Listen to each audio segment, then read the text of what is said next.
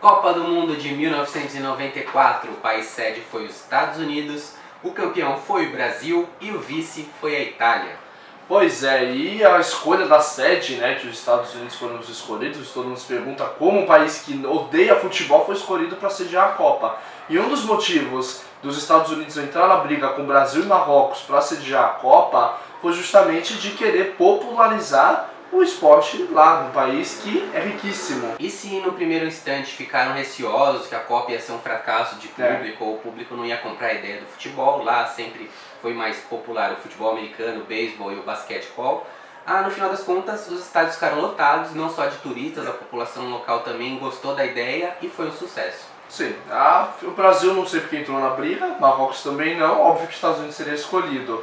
E a FIFA, o anúncio de quem iria fazer essa Copa foi feito em 88, no dia 4 de julho. Estranho a FIFA escolher a data da independência americana para falar que os Estados Unidos é o vencedor de uma disputa dessa, né? E nas eliminatórias, países que já foram campeões mundiais não tiveram caminho fácil, muitos deles ficaram fora, caso da Inglaterra e também do Uruguai. A França, que ainda não tinha sido campeão mundial, também ficou de fora. Quem também não teve caminho fácil foi a Argentina, que foi para a repescagem aqui nas eliminatórias sul-americanas, e o Brasil, que classificou-se na última rodada contra o Uruguai no Maracanã. Nessa época as repescagens eram feitas entre países do mesmo continente, não uma Argentina contra um país da Oceania, que seria no caso a Austrália. Outro caso que foi muito importante é o do Chile, né? Como a gente falou no vídeo anterior da Copa de 90, o Chile tinha sido banido por causa do caso do Rojas, né? Do fogos de artifício, e o Chile nem disputou as eliminatórias. E a Iugoslávia, que ficou de fora das disputas de eliminatórias por causa da guerra contra a Bósnia. Vamos falar agora do mascote da Copa de 94, algo que se tornou tradicional em todas as Copas. Teve um mascote um pouco diferente do que as pessoas imaginavam que viria vindo de algo dos Estados Unidos, né, de um produto cultural.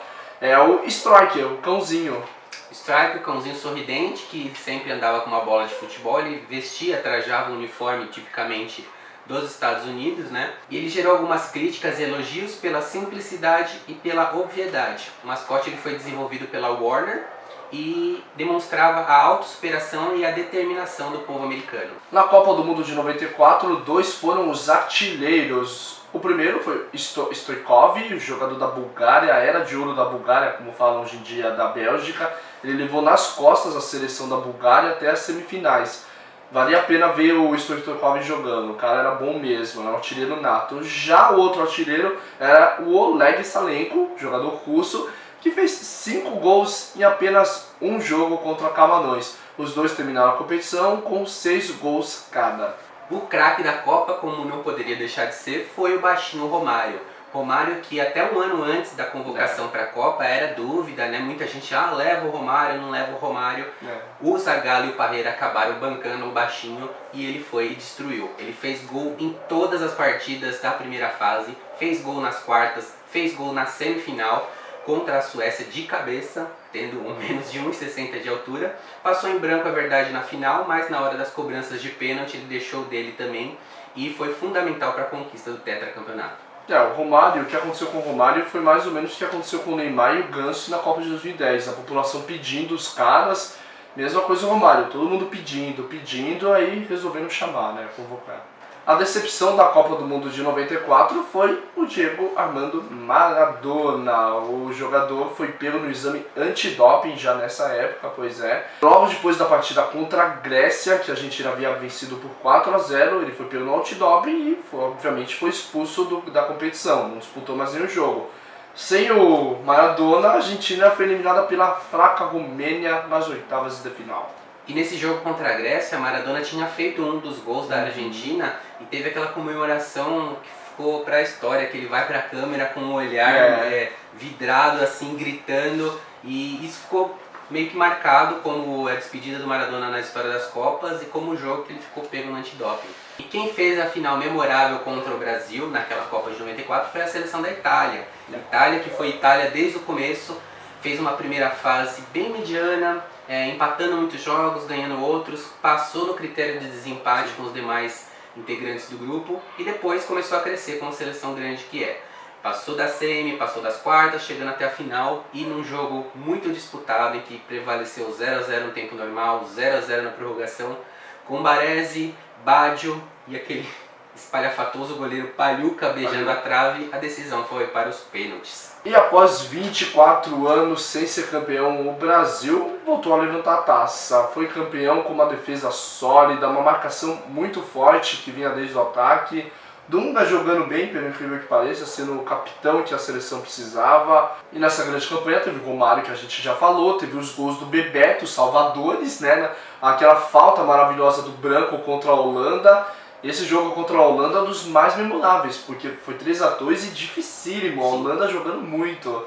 E chegou à final, jogou contra a Itália, empatou, pênaltis, vitória de 3-2, com o Baggio chutando pênalti por cima da trave. Brasil campeão, como o Galvão gritou.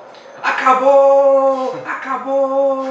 É tetra! É tetra!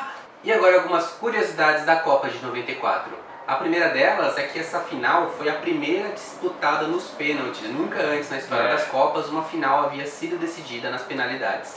E o Brasil foi a única seleção sul-americana a chegar às quartas de final da Copa do Mundo de 94. E Mário Jorge Lobo Zagallo tornou-se então o único profissional a conquistar 4 Copas do Mundo. Olha só que marca! Em 58 e 62 Zagallo foi campeão como jogador, em 70 Zagallo era técnico daquela brilhante seleção do Tri, e em 94 Zagallo era coordenador técnico, quando o técnico era o Parreira.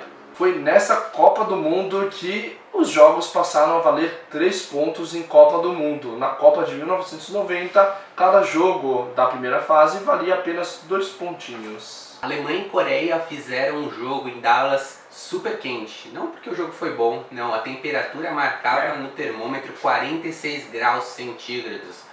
Essa exigência do horário não tão propício à prática esportiva era uma exigência das televisões mundiais que disputavam. Televisão americana já pautando o horário dos eventos esportivos, prejudicando, claro, a esportividade em si. Na Copa do Mundo de 1994, o jogador camaronês Roger Milá foi o primeiro jogador, e talvez o único, a jogar uma Copa do Mundo com mais de 40 anos. Ele tinha 42 anos quando entrou em campo. Na Copa do Mundo de 94 foi a primeira vez que umas seleções, ou 2 seleções no caso, fizeram uma partida em um estádio coberto. Foi no estádio Pontiac Silverdrome, na partida entre Estados Unidos e Suíça, que terminou 1-1. E Bebeto inovou e fez uma comemoração que se tornou referência até os dias atuais, o famoso Embala Neném. O filho do Bebeto tinha nascido durante a disputa do Mundial e no jogo contra Camarões o Bebeto comemorou o gol fazendo o Embala Neném. Eu lembro, né? Gesto repetido depois também no jogo contra a Holanda. Quem nasceu nessa época, assistiu também quando criança essa Copa do Mundo de 94, lembra do caso do jogador Andrés Escobar. Eu lembro porque assisti os noticiários na época e tudo mais, que ele fez um gol contra, era Colômbia e Estados Unidos, e ele fez o gol contra, que eliminou a Colômbia. O que aconteceu? Foi muito triste, ok, isso acontece. Quando ele voltou para a Colômbia, ele foi assassinado. A Colômbia era uma época de muita violência extrema mesmo. E a principal linha de investigação era em cima de clubes de apostadores que perderam muita grana com a derrota da Colômbia, que era a favorita contra os Estados Unidos, e também o narcotráfico. Como eu disse, era uma região muito violenta a Colômbia nessa época. Segundo pesquisas da época, 32 bilhões de habitantes do mundo assistiram e acompanharam a Copa do Mundo pela televisão, ou rádio, ou qualquer outro veículo de comunicação. Televisão e rádio naquela época. Né? E outro dado interessante é que o Vietnã, essa foi a primeira Copa a ser transmitida ou chegar ao território vietnamita. A Copa foi nos Estados Unidos, possivelmente eles já tinham algumas coisas que eles usavam em outros esportes, como futebol americano e beisebol. Eles inseriram uma coisa muito interessante para o futebol de hoje, que é o carrinho elétrico. Não existia ainda a ideia de colocar uma pessoa dirigindo um carrinho com uma maca e paramédicos nele para pegar o jogador e levá-lo para fora do campo caso uma coisa mais séria tenha acontecido. Ele era tirado por maca. E os Estados Unidos deu essa ótima ideia para o esporte. E o tetracampeonato também foi marcante para os brasileiros, que havia 3 meses antes perdido talvez um dos maiores ídolos do automobilismo que o Brasil já teve e terá. Ayrton Senna da Silva, no dia 1º de maio, sofreu um acidente em Imola, na Itália, e veio a falecer algumas horas depois. Os jogadores, depois da conquista do título, muitos carregavam a bandeira do Brasil e falavam aquele lema que Senna, o tetra é nosso, aceleramos juntos. Antes de terminar esse vídeo, vamos falar o que a gente presenciou nessa Copa de 94. Não foi a primeira em vida nossa, mas foi a primeira que a gente acompanhou pela televisão.